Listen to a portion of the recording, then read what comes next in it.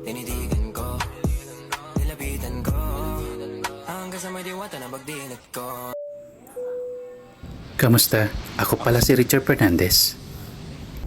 Dati, pangarap kong mag-abroad. Ang sabi daw kasi nila, malaki daw ang sahod. Dollar. Kaya nainganyo akong mag-apply. Pero, nalaman ko palang kulang pala ako sa budget. Sa mga requirements, sa medical, at sa araw-araw gastusin sa pamasahe. Kaya yung pangarap na yon, binaliwala ko na lang. Nag-apply ako sa isang bus company sa EDSA. Almost 5 years ako sa EDSA.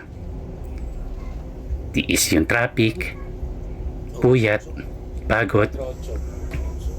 Nung nalipat naman ako sa point-to-point bus sa P2P, doon gumaan-gaan ang pakiramdam ko. Dahil ang dala kong bus is Volvo. Automatic siya. Masarap dalhin. Pero hindi ko rin po talaga natiis sa sobrang traffic sa EDSA. Kaya nag-resign ako. Nag-apply ako as a provincial bus driver sa isang bus company. Biyahing Samar Leyte po. 3 years lang po ako doon dahil ang liit po ng sahod. Nag-resign po ako.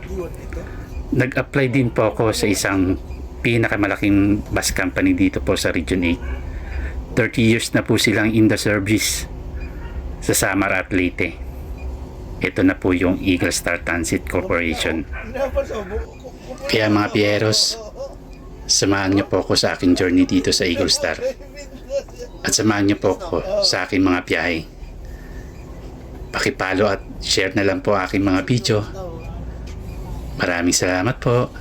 Ingat po tayo mga Pieros.